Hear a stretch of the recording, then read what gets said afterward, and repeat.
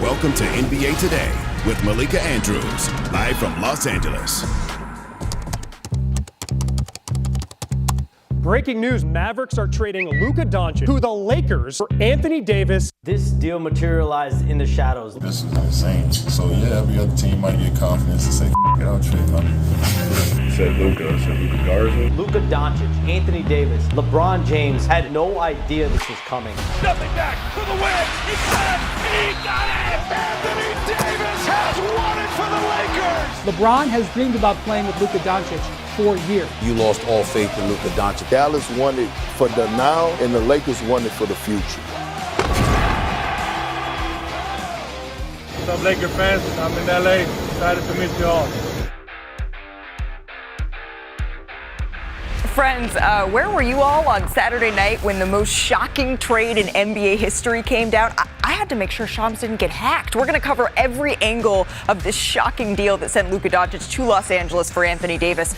But wait, there's more, because Shams, he reported last night that the Spurs, they're acquiring De'Aaron Fox in a 3-team deal that also sends Zach LaVine to Sacramento. And you know we'll have more on that Victor Wembanyama connection with his new guard later in the show. But when I say most stunning trade in NBA history, that really is not hyperbole, because we have never seen two reigning All-NBA players swapped for each other midseason, and the entire world took notice. Reaction poured in from all around the sports globe. I'm with Tyrese Halliburton, by the way. I thought, maybe, did someone else tweet this? Is Shams all good? Yes, he was. Other NBA stars were shocked. NFL stars, too. Micah Parsons weighing in. And Shams clarifying to the world it's 1,000% real. You can see Luka Doncic arriving at the airport in Los Angeles. Los Angeles Lakers general manager Rob Pelinka greeting him. And a new chapter begins right here in LA. We will hear from Shams Charania a little bit later in the show. I'm joined by Chiney Ogwumike, Mark Spears, Brian Windhorst, Bobby Marks. There is no one I would rather be breaking all of this down with, because this is as much of a move for the future, Brian, of Los Angeles as it is for the now here. What is the most important part about this from LA's perspective? On July 1st, 2018, that was when LeBron said he was going to come to the Lakers. From that day forward till February 1st, 2025, everything the Lakers did was about LeBron. Now it is going to be about Luka. And I don't think that's an issue. I don't think that's a controversial statement. I think that's something the Lakers organization needed to do. I don't know if they knew how they were going to do it, but now they have their transition in place, and now everything going forward will be about the man on the left, not the guy on the right. Yeah, I heard when Luka flew in last night, certainly there was a lot of disappointment, anger, a lot of emotions. And when he got in, he got off the plane, he spoke to Rob Pelinka for a while, and that's when reality started hitting, like, yo, I'm a Laker. This is kind of cool. This is great. I'm amongst celebrities. I'm in LA. There's a history here. And then after that, he went to dinner with an old teammate, J.J. Redick. Now he's head coach? Yeah. So now he's his head coach, and he's in the facility today getting a physical. Press conference tomorrow, and I'm hearing he's targeting next week.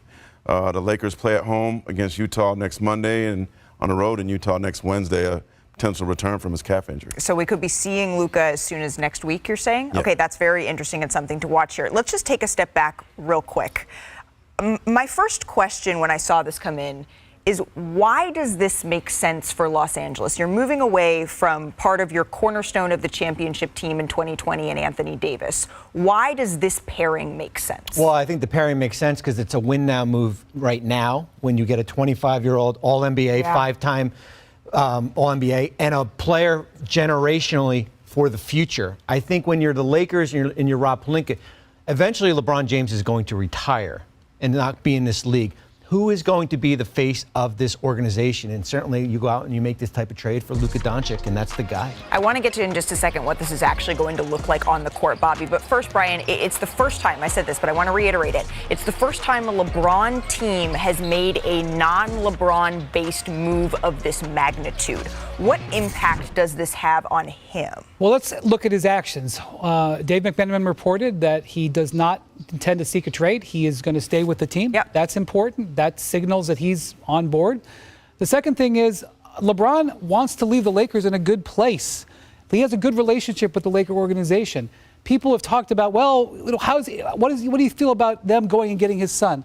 They've done right by him, and he wants to do right by them. So if he can do some things over this next season, 2 seasons, to help Luka get into position, if he can hopefully help him on the court, I think he wants to do that. I think if he leaves the Lakers and hands it over to Luka for the next era, I think that is part of being a great Laker, and he wants to be a great Laker. Yeah, he wants to be a great Laker, and he also wants to win. There is no player at age 25, maybe, that has a higher ceiling than Luka Doncic, other than maybe Victor Wembanyama. I do these sorts of things. Let's continue with Team No Sleep, because while fans are still working to make sense of 2 franchise cornerstones being swapped for each other, the Lakers and the Mavericks are making concrete plans to incorporate their new stars. Dave McMenamin, who's covering the Lakers, Tim McMahon covering the Mavericks, both joining us now on only a couple hours of sleep, I'm assuming here. Let's start with LA. Dave, earlier in the show, we talked about how this is as much of a move for the future of the Lakers as it is for the present. Luka Doncic is 25. LeBron James is 40. And we've asked a couple of times this year how much time before LeBron hangs it up. Does this addition of Luka change that timeline? Yeah, well, the first domino, Malika, to fall, I reported over the weekend, was LeBron had no intention and has no intention of asking out before Thursday's trade deadline. So he's going to stay with the Lakers to play with Luka Doncic for the remainder of this season. Then he has a player option this summer that we assume he'll pick up. But actually, there's a chance that he will renegotiate a new deal. And this Luka Doncic addition could extend LeBron James's career. It's not a given that next year will be his last year in the NBA. Luka Doncic at 25 years old, and all the skills that he brings and all the commitment that the Lakers are going to have from here on out to improve this team, to make it championship ready, to make sure they get that extension agreement from Luka in a year and a half from now, will give LeBron a better team to play with. And so, you know, there's obviously Charles Barkley said these guys don't fit. It could be just the opposite. Luka and LeBron could mean more of LeBron because of more of a chance to play championship caliber basketball with his addition. That's interesting. Dave, thank you so very much. It looks like we're going to be hearing from Luka Doncic tomorrow. That's what we're hearing about when his press conference with the Lakers could be. Tim McMahon here. A lot of fans in Dallas, they're hurting. How's it going, everybody? Villa Sports Network here. Just want to thank you guys for your support on the channel. Thank you guys for watching the video. Hope you all enjoyed it. I also want to kind of remind you to don't forget to leave a like on the video, subscribe to the channel, and leave a comment on the video if you like as well. But regardless of the fact, thank you again for your support, and hope to see you on the next video.